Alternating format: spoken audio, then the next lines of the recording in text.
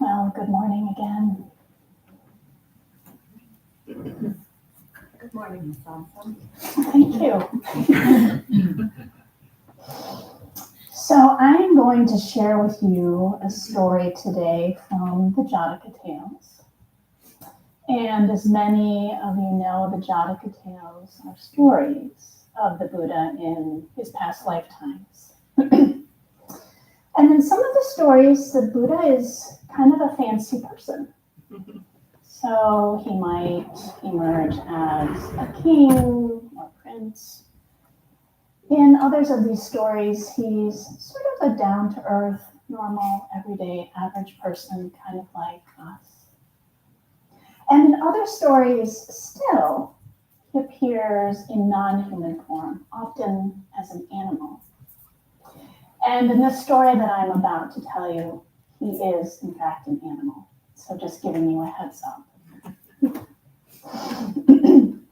And so perhaps as I tell this story, you'll be able to guess which of the characters is actually the Buddha in one of his past lifetimes. So the story starts like this. Once upon a time, there was a very large, expansive magnolia forest in ancient India.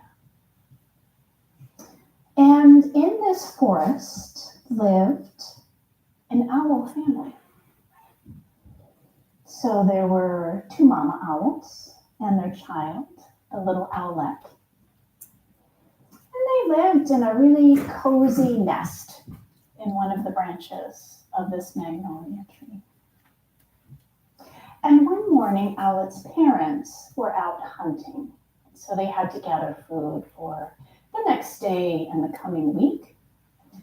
And because Owlet was young and still had not learned how to fly, Owlet remained home, safe in the nest in the magnolia tree.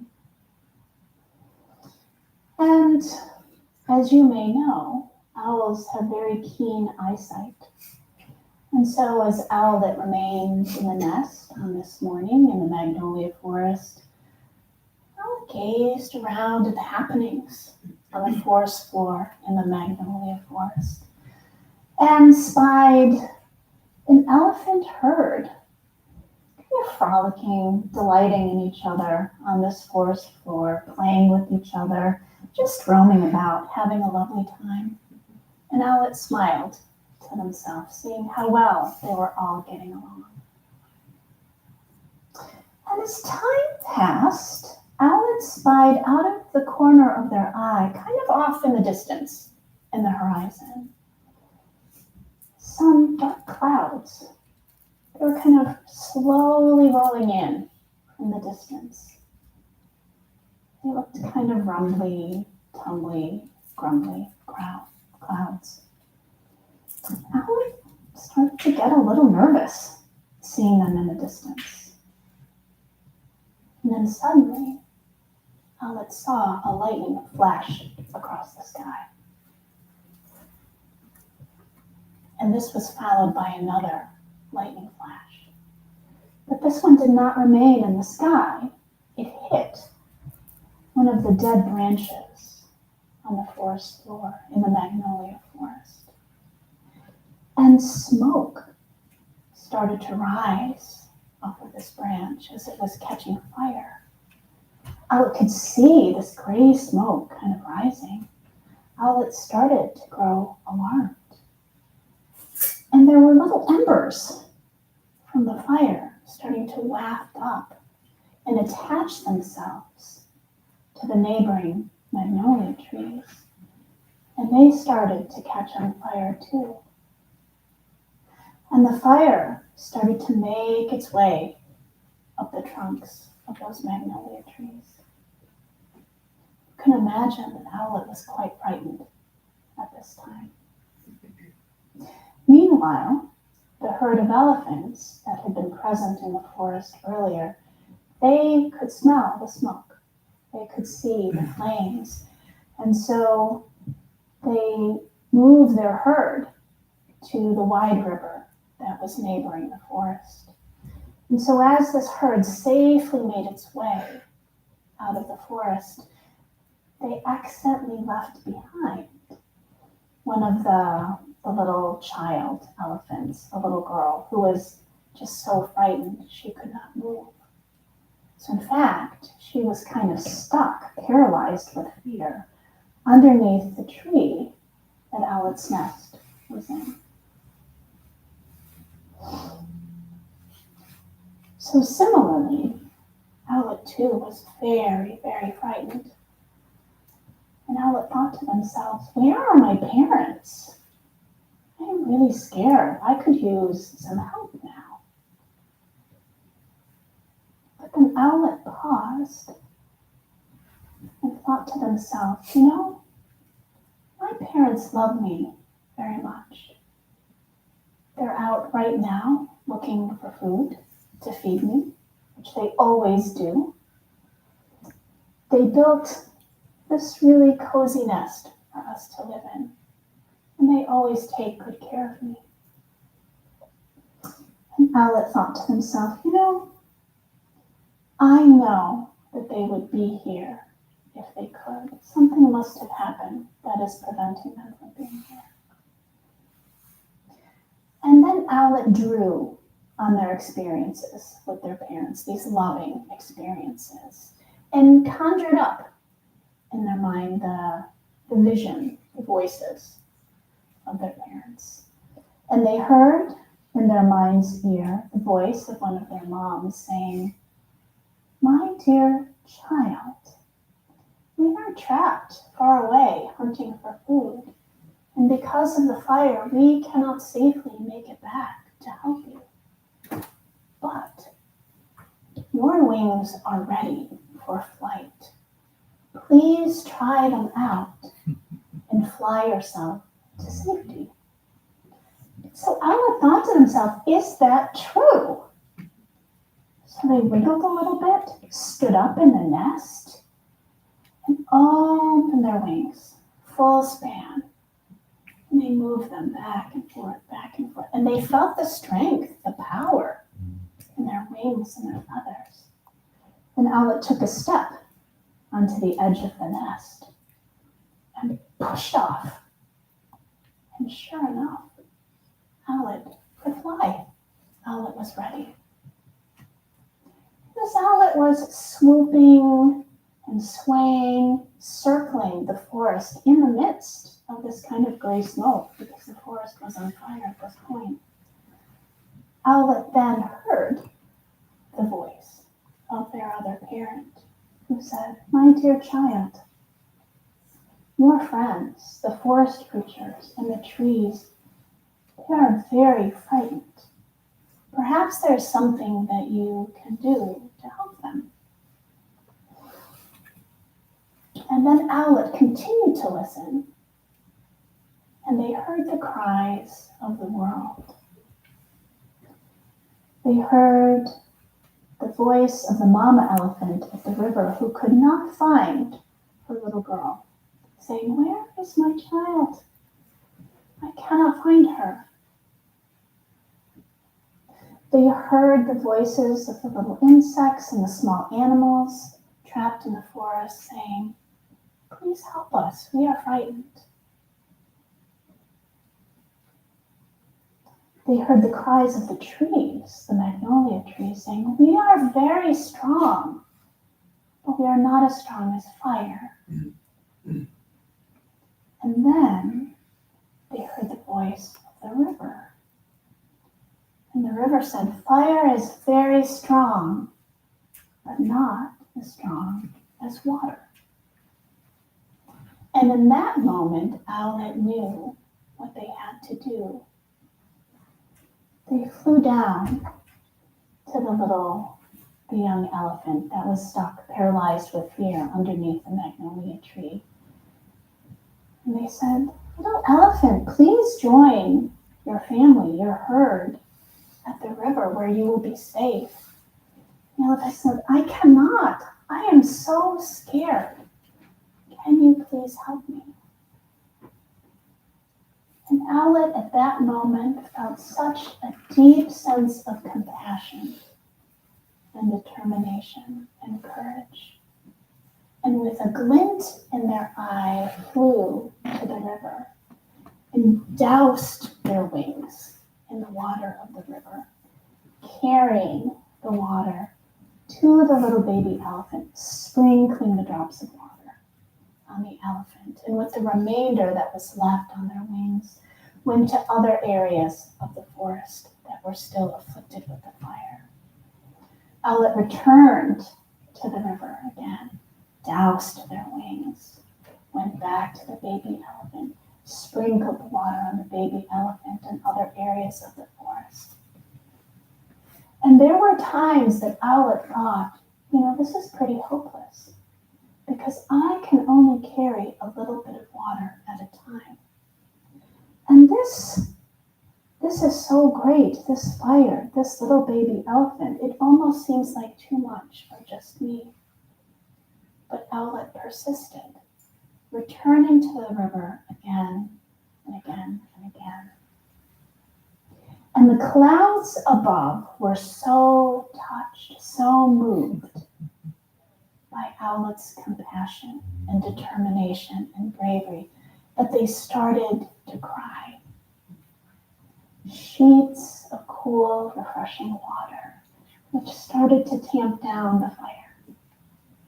And the fire itself was in such awe of Owlet's compassion and determination and bravery that it too started to recede. And in this way, between the tears of the clouds, Owlet returning again and again to the river, and the fire receding, the fire was extinguished. And the forest returned to its previous sense of peace. And then at that moment, the little baby elephant, who had been too terrified to move, was able to go and join the family and the rest of the herd at the river. And Owlet flew back to their nest, exhausted with all of their efforts, kind of sitting in the nest, again surveying the forest, looking at what had happened, the areas that had been afflicted by the fire, the areas that remained. And as Owlet was gazing out at the vast expanse, they could see their two moms returning from the distance. And because of Owlet's keen sight, they could see the expressions on their parents' faces, and they were beaming with pride and delight. They knew what their child had done. And in that moment, Owlet, who you might have already guessed, is reborn as a Buddha in a later lifetime, knew two things. Owlet knew that everyone can make a difference. And two, that even very small actions can lead up to a big difference in the world.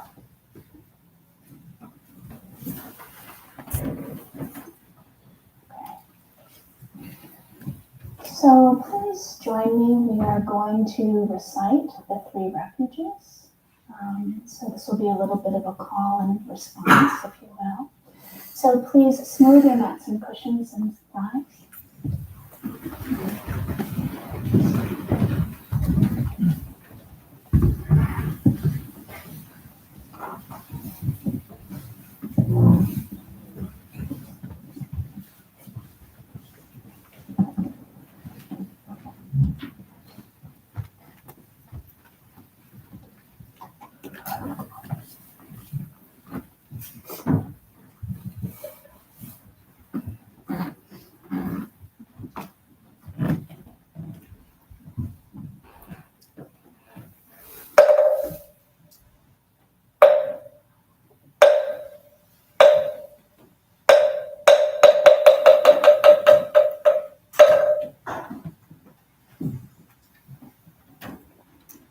Buddha. Buddha. The awakened one. The awakened one. The awakened heart in us all. The awakened heart in us all. And the living force of peace. And the living force of peace. May I take refuge in the Buddha. May I take refuge in the Buddha.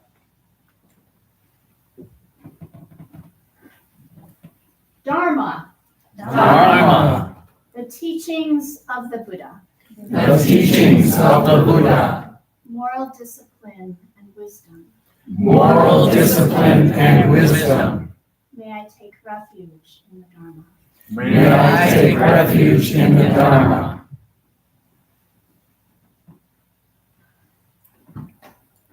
Sangha.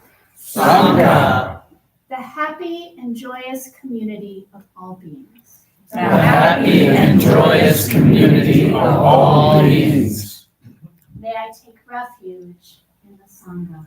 May I take refuge in the Sangha.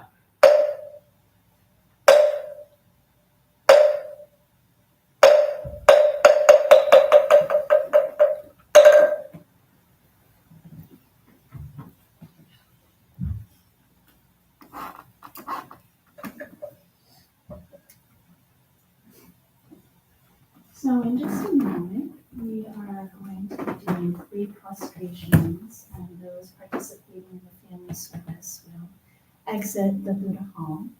But before we do that, is there anyone who knows where the kids, the different ages of the kids are going to be going to? I think we're going to be meeting outside of a large group for some games. And then we'll be spreading, we might be staying outside for the class today, which is making some bird feeders. Okay. And parents can join me in the Historic Temple Library for mindful parenting discussion.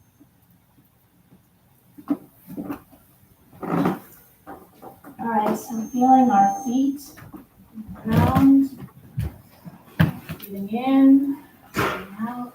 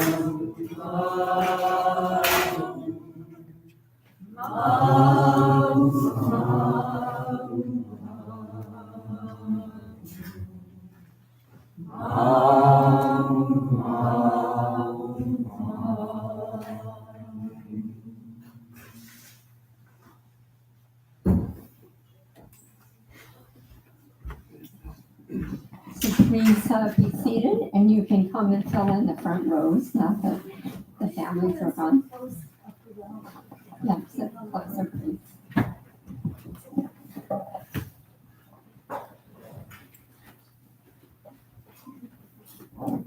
Is this on? Yep.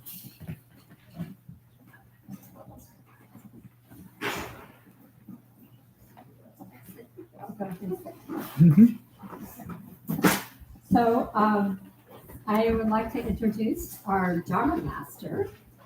This is Toan Sunim from Mexico City, and he has just finished being here with us training the retreat, and he's staying for about a week. So today he will lead us in a little meditation service, and then introduce himself, and we'll have sort of an open dialogue with him. Thank you for running that.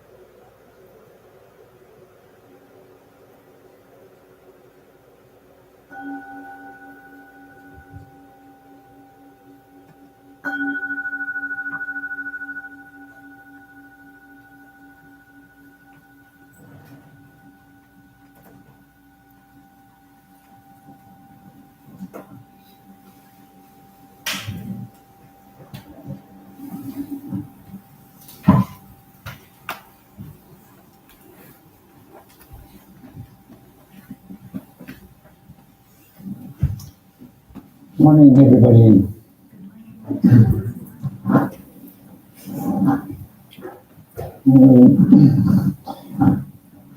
As you soon asked me to speak something about my life. What can one say? Is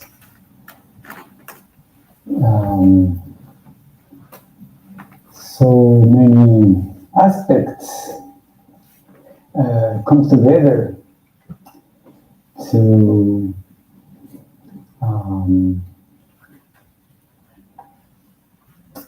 bring us to grow. So it's difficult to say something that is not just making something up. Let me see. Well, something which is quite central in my life is an orientation towards artwork.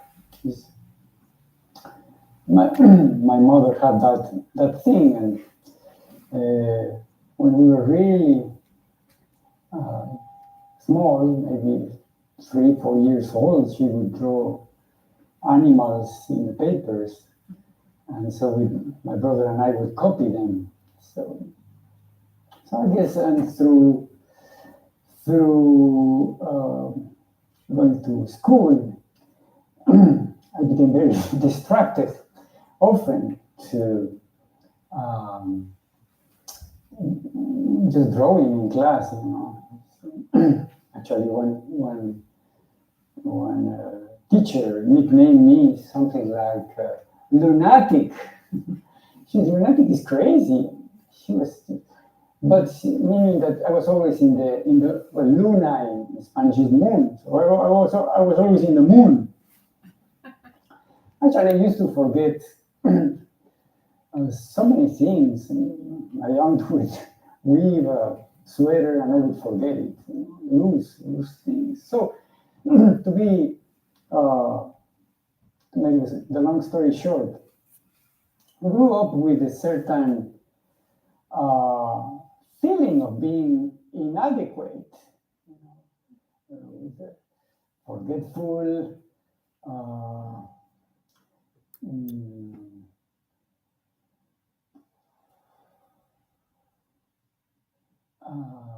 kind of lonely kid, not good at sports. All the opposite that my brother was. So I was always looking at him. He was successful in every way.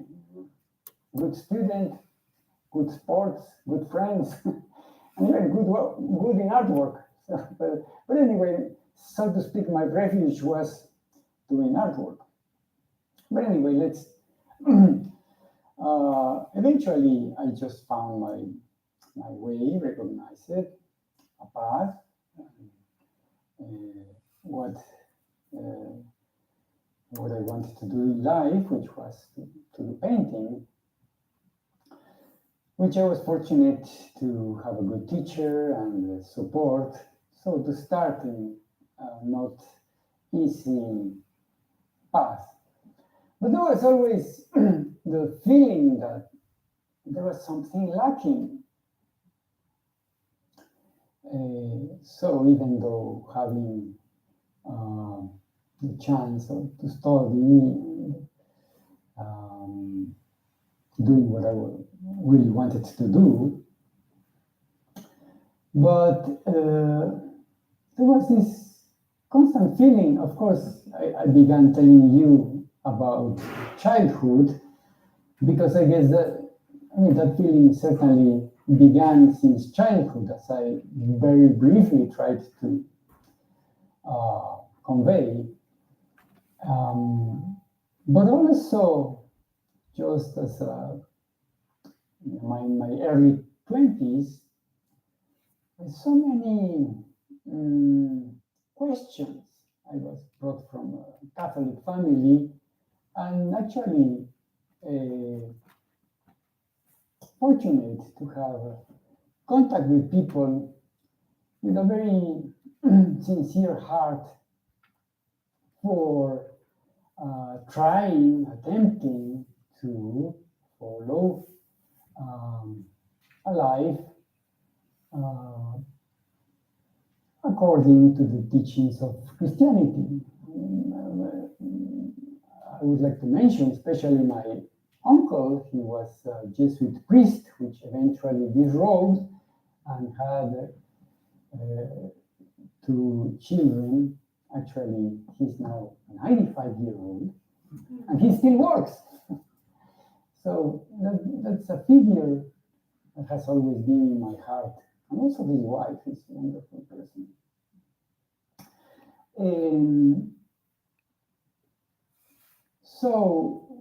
But there was something so there was this certain conviction that what truly makes one happy in life is to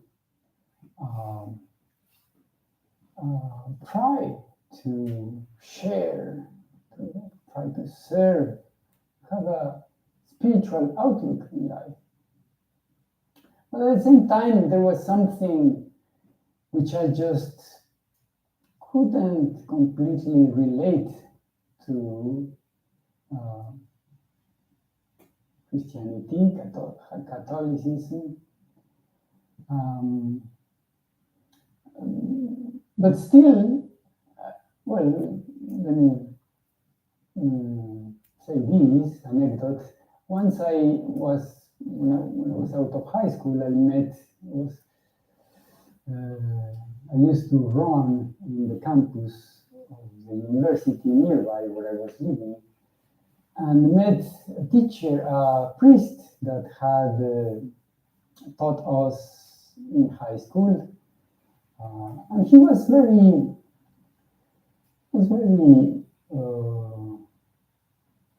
how can I say, really honest guy. And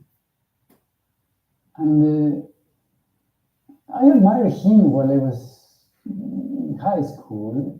The ways he was very genuine person. So I decided, okay, I grew up with this tradition, so I must look deeper into it. Maybe that's what is lacking. So I went for about 9 months or so to his church each Sunday, and afterward we used to have some talk.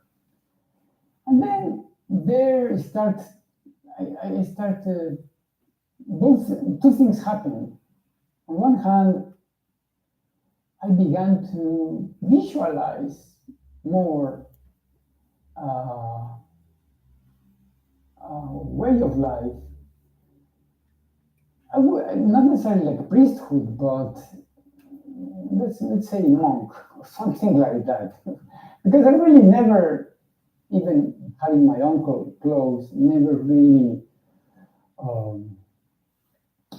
visualized doing anything. My thing was doing painting. So one thing happened. That was one thing that happened, and the other was that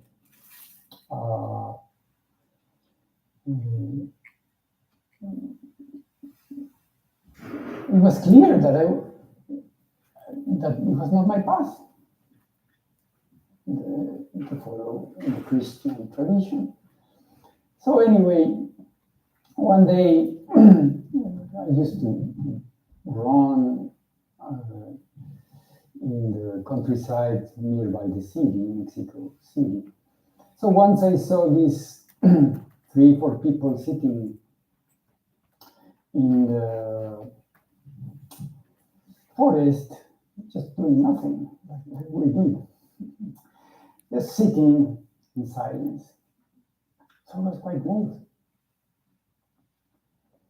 And then another time, also running with a friend, at some point, two of us took a break, and she went to one side, I went to another, and then I returned, and then saw like her in the distance, a little bit on the distance, maybe 10 meters. And she did dancing, so she was doing this exercise of just moving very, very slowly, and very mindful. So these two incidents just made click. I want to do that. Not knowing, so first, okay, maybe I should investigate about some yoga class or something like that. So I never took yoga, but in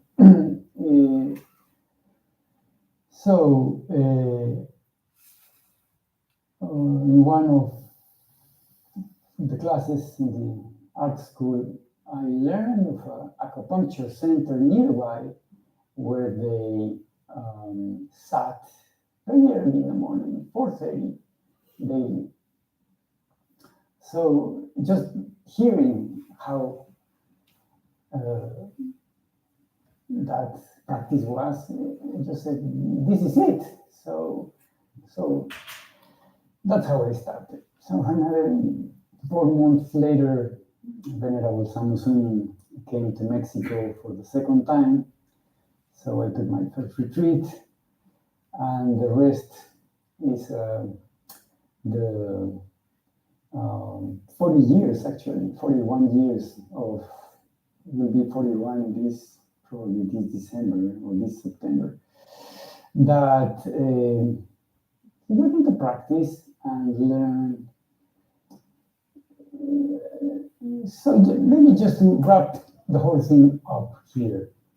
I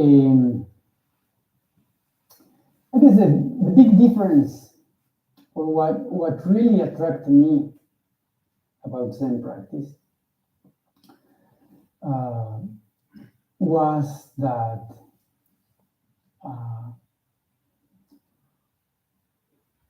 we get to work with our body, mind.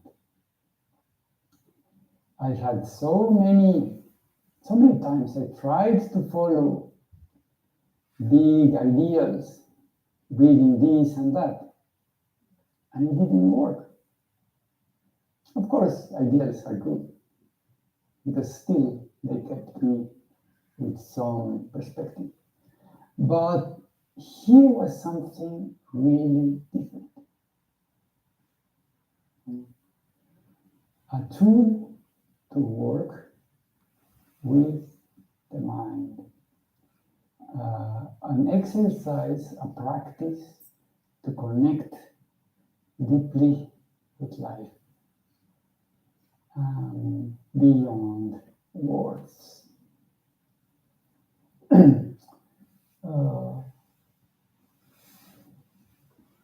So that's it. I invite questions if you want.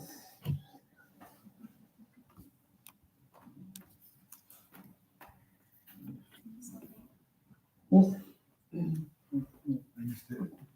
Please take. I'm sorry, I already asked. I just asked if you still take this. Oh. Well,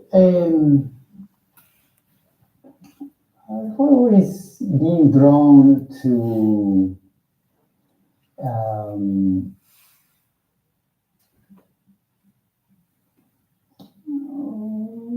look around,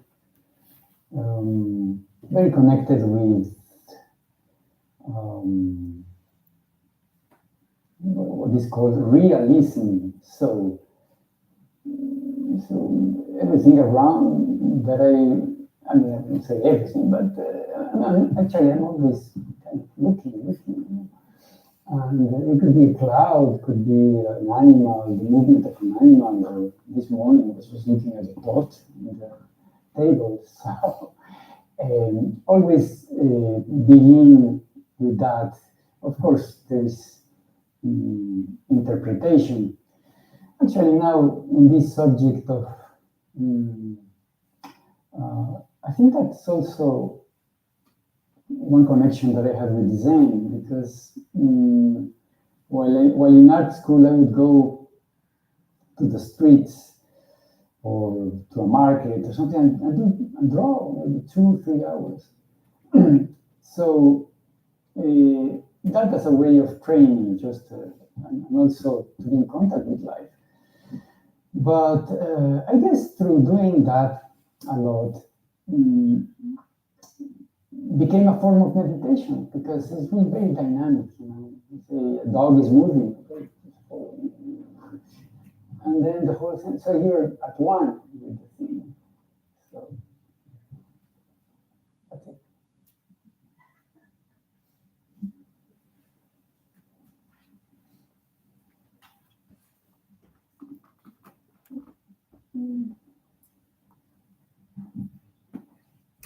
I very much relate to that. When I started drawing, I definitely felt myself, or the way I saw the world start to be more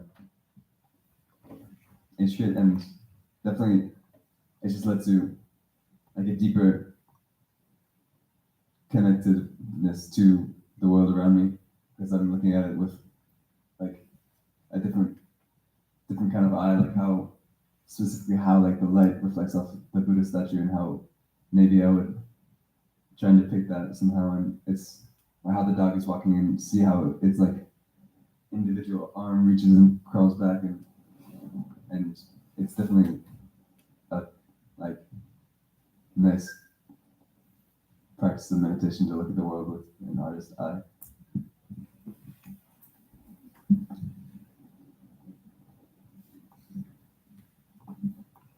Thank you again, Sunim, for taking the time to be with us. Many Latin American countries are very heavily Catholic, Mexico included, and I just kind of wanted to know, when you lead service in the Sangha in Mexico, do you ever make connections with Catholic doctrine and Zen practice in order to better, I guess, reach out to the people who attend? Not really at all, I would say. Certainly, I mean, because it still is a very dear tradition to me. But sometimes, of course, some people come with that background, and so I try to help them when that's the case, when I feel that's needed, to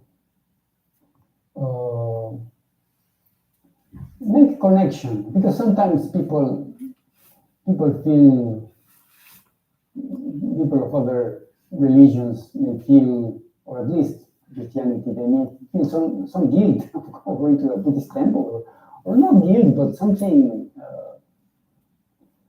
not right, or something awkward. So really meditation, actually meditation is in Christian tradition very much.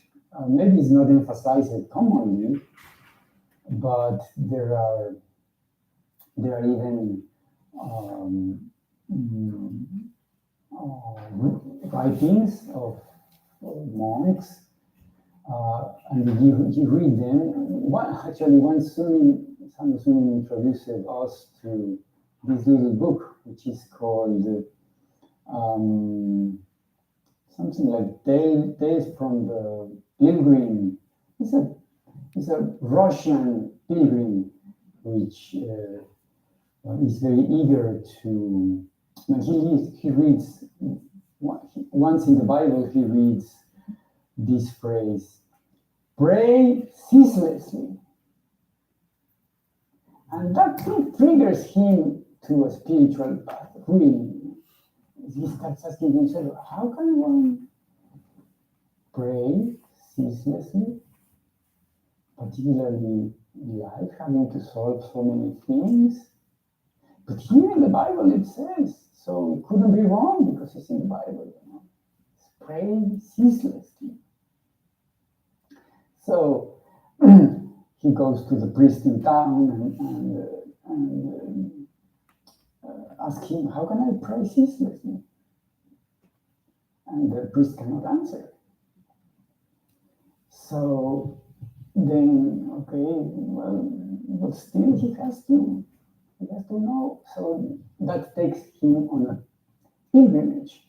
So eventually he finds a monk who instructs him and gives him a book. So all this to say that in Christianity there is a meditation, which is very similar actually. So anyway, to well, I mean, first of all, I'm not. I don't feel qualified, even though coming from a Christian tradition, I'm not qualified to speak about other. I mean, it is hard enough for me to talk about Buddhism.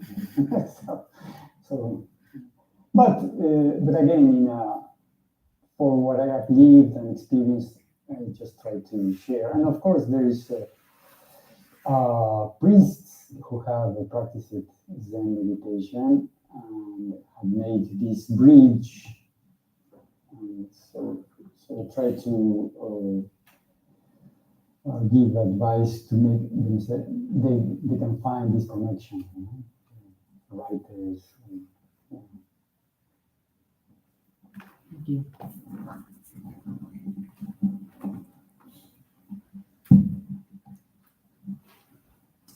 So I have a question. So as a Westerner who grew up as a Christian and converted, what has been the hardest thing for you to wrap your mind around or accept about Buddhism?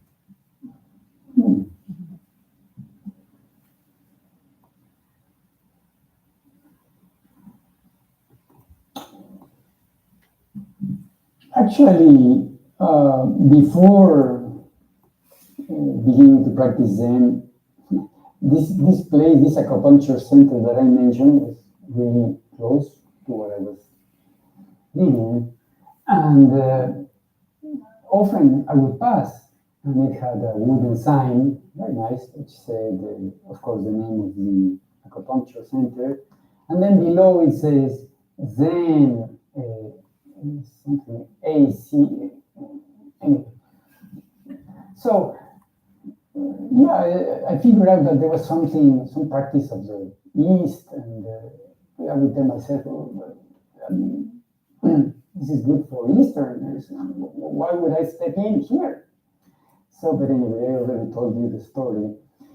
So really, at first, the word Buddhism was just so alien to me. Why would I step into that? But certainly, I mean, one thing that I felt very much interested is that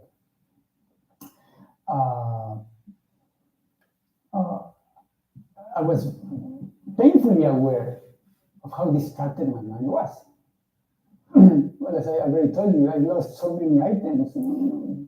School bags and books, and so. But also now, of course, maybe while doing drawing, I could really get into very good concentration. But then back to the studio doing painting, because painting is more slow process. I don't know. But often I would just be doing something and then my mind was somewhere else. What's this waste of energy? I'm just, I mean, sometimes I would see people, for example, a musician, just playing such a deep concentration on the piano. I recall actually one video of this guy in a very genuine way, not affected, no? But it's like really becoming one with the music.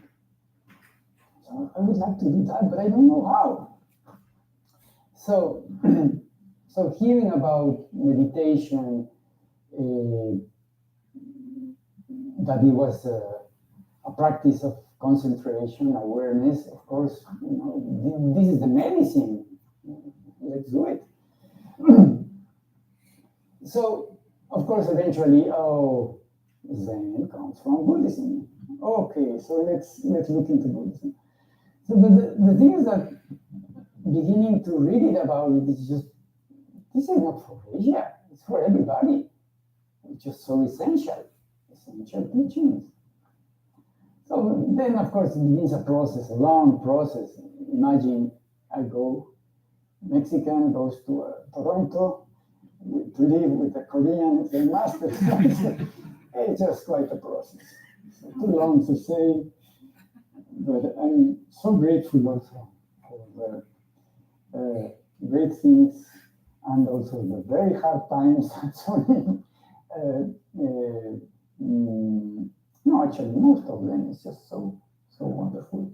But of course, imagine the cultural differences and just to have he was a very strong teacher, wonderful friend, very strict, but also but just to be around him was always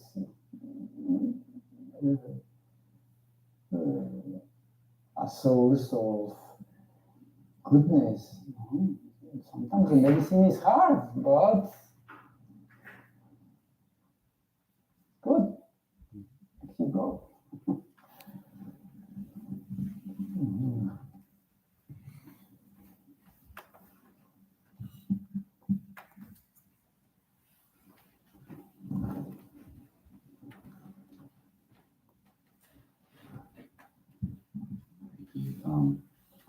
I'll speak for myself when I say that as an artist, I'm more of a writer, not a visual artist, but there's a certain amount of praise I'm looking for. There's a certain part of me that's like, oh, I did this.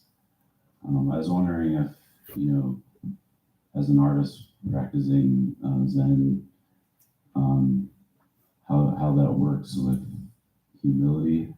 I feel like you might have spoken to it a bit with the last question, but if that changes you at all as an artist in relation to other people, focus versus, looking for praise in general, looking for others to validate it versus like being satisfied with your own work.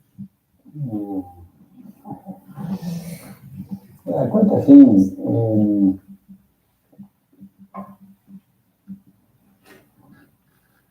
Yeah, certainly. Let's see.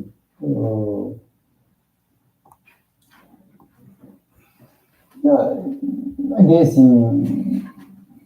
as I grew up, my teens, so I developed quite a dexterity to draw, and as I already mentioned, became somehow my refuge because, I was not a mess of a student. No, I wouldn't say that, but I would say regular. But yeah, I got attached to praise certainly in that field, and there is expectation. I think also, but I was aware of that. I guess that helped, and also had a good teacher. His father was Japanese, and immediately I felt very attracted to him. He was very knowledgeable about painting, like a craft. He really, and as a good, he very much Japanese outlook towards the craft. You know how Japanese excel in doing pottery and calligraphy with that sense of artisan. So this teacher had this, above all, he would say, for example, don't worry to become an artist. Think of you as an artisan and be committed to it, be very honest to it, and very knowledgeable of it. Dominate, make yourself a master of your craft. And then you can think to be an artist after. Actually, he would say, he would use this phrase sometimes.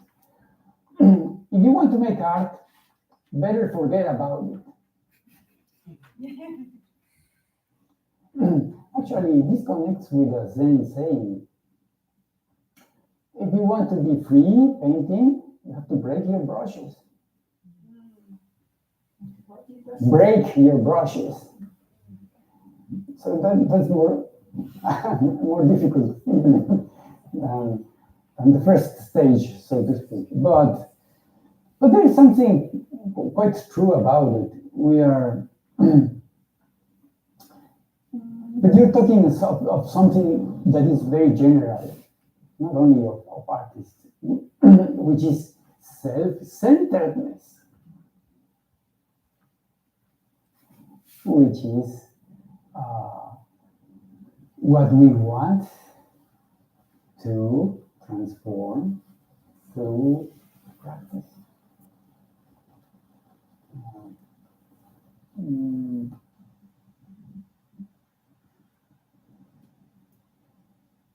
When, I don't know, this is theme for a full Dharma talk, which might be too long, but and precisely some of these were the topic of Dharma talks in this retreat. How through practice, we move from self-centeredness towards interbeing.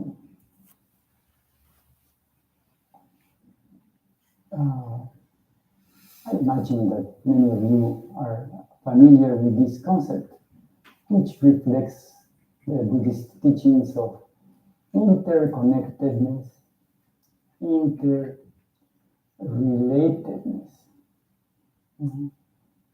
Really, we are one with life. That's our true nature. But human mind is complicated,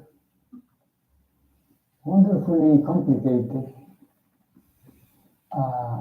and we tend in our world, and of course, some people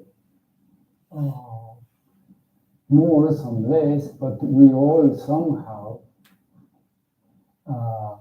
grow up, are conditioned with this drive to be self-centered. Of course, in part is, well, it's just general, and you have to look for yourself, you have to compete, you grow up in a very competitive society, and everybody knows this.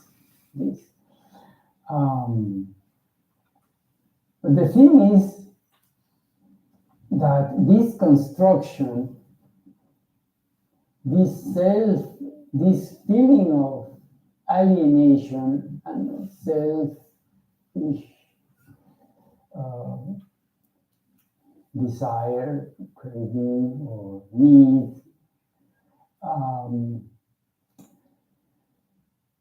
yes, certainly this individuality has its function, but somehow it's very unbalanced. Somehow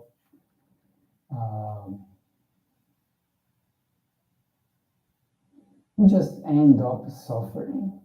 What I mean, at some point we have to go beyond ourselves.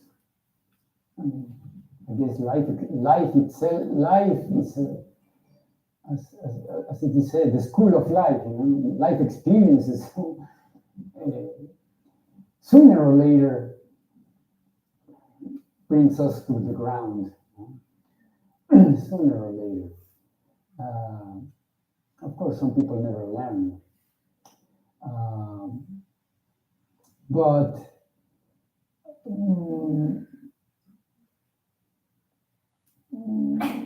this is a long digression. You connected with art. Let me bring it a little bit towards art. Well, let me finish. So, again, the practice helps us to get grounded. Anyone who does 300 prostrations can start to feel a difference. How bringing our head to the ground at one with the soil that sustains life, that starts a changing process, which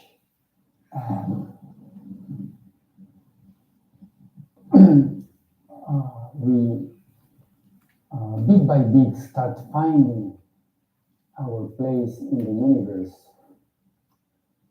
And it's wonderful to dance like a speck of dust in this universe.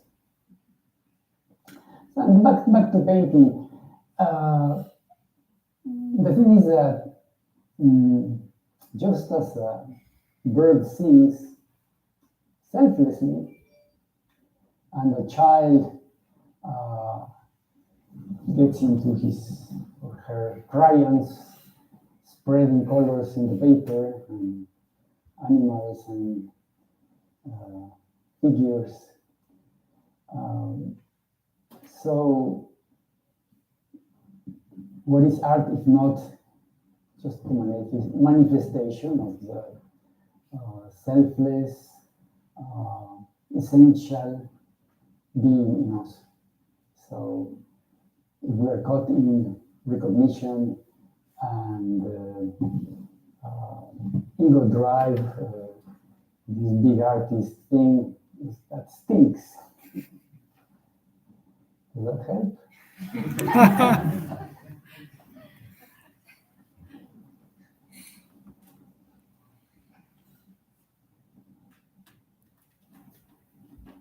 This may be time for one more question.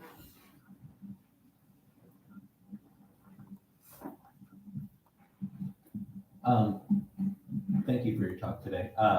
You talked a little bit about like getting distracted a lot when you were younger. I mean, you've had your practice for a long time, but I was just wondering if you would talk a little about like what goes through your mind when you find yourself getting distracted now. What goes in my mind as a distraction? What when you notice yourself being distracted? I was just wondering how that goes for you now. Well, I cannot tell you. When we're distracted with all kinds of things, we're well, I may appear like the wise guy here up here, but I mean, I'm struggling with my own stuff still, very much. Of course, years of practice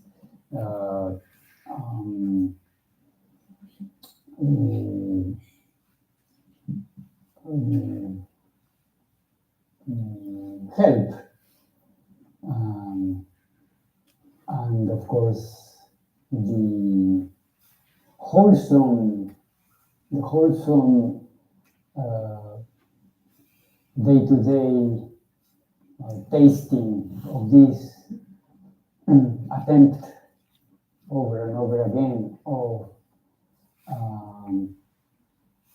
living in interconnectedness, living, interliving, interbeing makes a difference. But I guess I have all kinds of memories of thoughts, desires here and there. So just to point out one, it's just mind is always, you see, mind is always bringing, we shouldn't worry about it. We all have this tendency of follow whatever arises in your mind, whatever, and identify with it. So, practice is about, one aspect of practice is about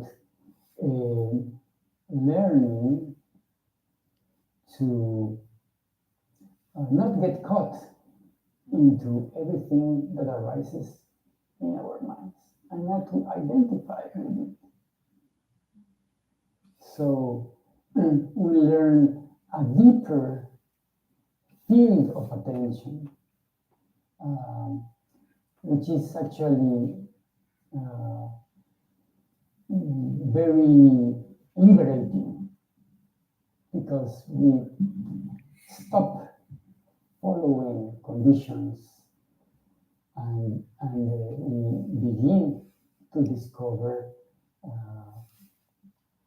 an inherent, the inherent truth in ourselves, essential truth ourselves. And by truth, let's think right now of the truth, discover, explore the truth of being alive, the truth about being breathing, the truth of how indebted we are with all when we receive our bowl of soup.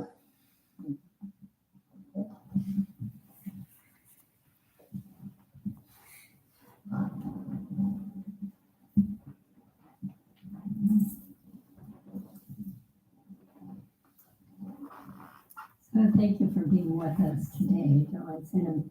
If you would like, we will be serving tea right after service, and you can chat a little bit more informally with Toan.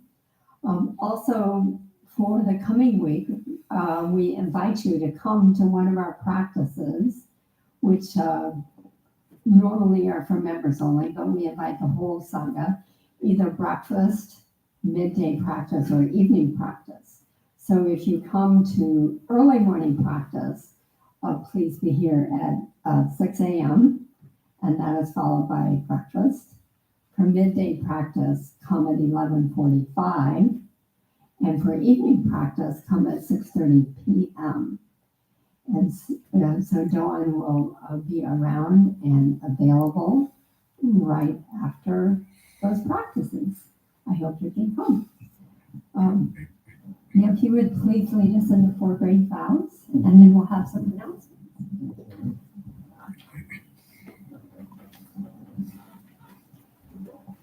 All beings, one body. All beings, one body. I vow to liberate. I vow to liberate. Blind passions, one root. Blind passions, one root. I vow to terminate. I vow to terminate. Dharma gates, one mind. Dharma gates, one mind.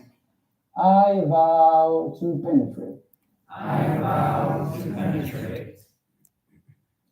The great way of Buddha. The great way of Buddha. I vow to realize. I vow to realize.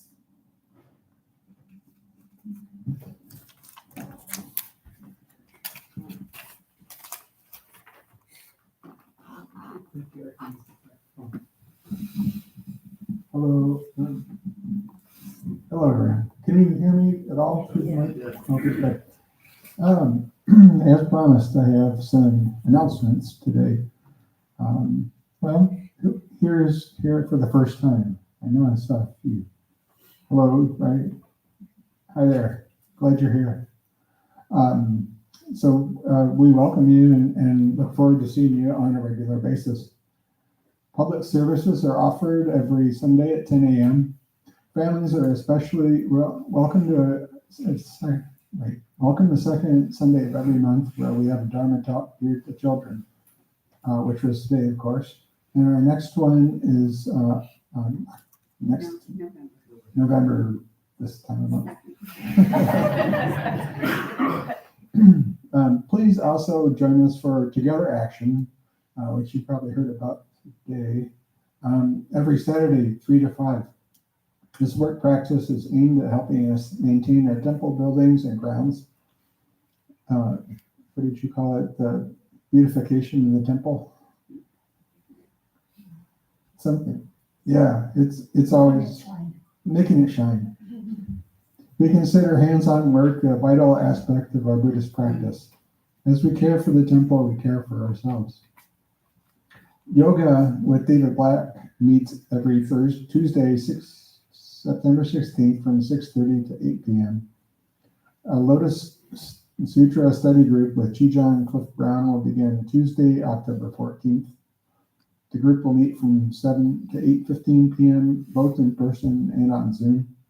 In each gathering, we will be reading through the Lotus Sutra and have the opportunity to share and discuss. Please sign up on the clipboard in the foyer, which you may not actually get to unless you tell yourself to go there after you get your shoes. You can, if you want, you can go before you get your shoes, or you can come back around the other side, I suppose. Samantha Cyrus Scholl will offer a new Qigong class on Monday evenings, over here in the corner, Mondays from 6:30 to 8 p.m. I assume here. Good. Sign-up sheet is also available in the foyer. The temple currently has vacancies in our residential visitors program. The visitors program is for people who want to spend some time living in a Buddhist community. They follow the daily schedule and participate in programs such as retreats, study groups, public services, and yoga classes as their schedules permit. One can seriously pursue one's spiritual path or simply seek peace and harmony in a wholesome environment. Please talk to one of our teachers if you have an interest in learning more. Temple has a new Sangha Care Committee. In the spirit of compassion and interconnection, our temple is here to support you and your loved ones during times of need. Whether it's a warm meal, a hospital visit, a caring phone call, or help checking on a pet, our Sangha can offer a helping hand. To request support, please email me at jackiedilly@gmail.com. Is that a good place just to say it here, or is it written down anywhere? It's not. Oh. I'm going to put a clipboard out there. Oh, there you go. With my email address on it. Okay, thank you. Yeah, thanks. The temple holds an online Sangha service every Sunday night from 7 to 8:30 p.m. And the service joins with practitioners from our temples in Toronto, Ann Arbor, and New York, as well as those living in a distance, which could include Mexico City. The Zoom link is located on our website, www.zenbuddhisttemple.org. And then I just was going to say maybe there's a Dharma recovery meeting. Recovery Dharma will meet at noon today in the library, the historic food hall, the big yellow house next door. And there will be tea in the lobby. And there will be tea in the lobby. Yeah, I would like to welcome some members of our Chicago temple who've been here with us for the retreat. Our priest from is Kanha over here. And the other members of Sangha, please put your hands up, and Kevin over there. Bill Silk. Yeah. It's been wonderful to have them with us, and they have a similar schedule to ours. So if you're in Chicago, you can go to Sunday service just like this. Any other thing you'd like to mention on her about temple? Well, just that. You're more than welcome. Please reach out if you're ever in Chicago. So we're having a study of the Heart Sutra that's starting on Thursday evenings with the Zoom option. So if you're interested in learning about the Heart Sutra, you can. There's on our website www.zenbuddhisttemple.org. There's a Chicago tab, and there's registration there. And we'll be having a special guest, Red Pine, author with us for the final class of the 6-week session. So that's in the evenings, 6:30 or 7 to 8:30, starting on Thursday night. Thank you. And we have birthday in the Sangha. What, are you 37? Yes. Happy birthday to you. Happy birthday to you. Happy birthday, Happy birthday to you.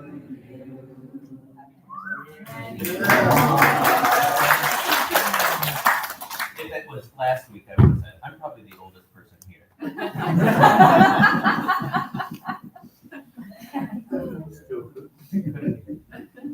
Just had a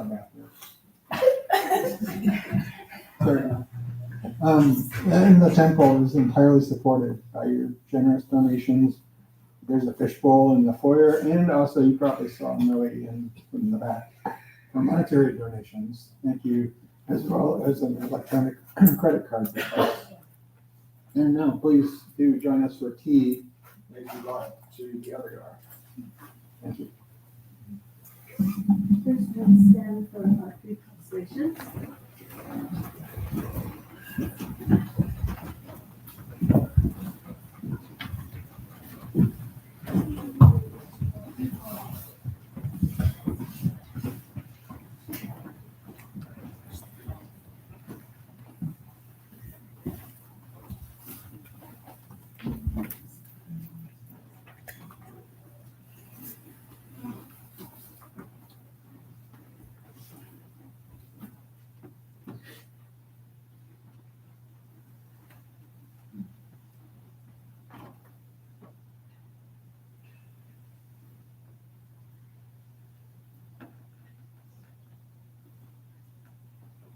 Just as we're leaving, if I could have a few volunteers to help clear away mats and cushions, so the mats touching the red carpet can stay, and the remaining rows on this side of the room get stacked neatly on the stage, and on this side of the room in the back corner, and on the red shelving. Thank you so much. I know, so I just like work with nervous and stuff, different things that just like, he kind of comes and goes. So I miss him because he likes to get Maji was a ninja. Did he really? He's perfect. He's a oh, okay.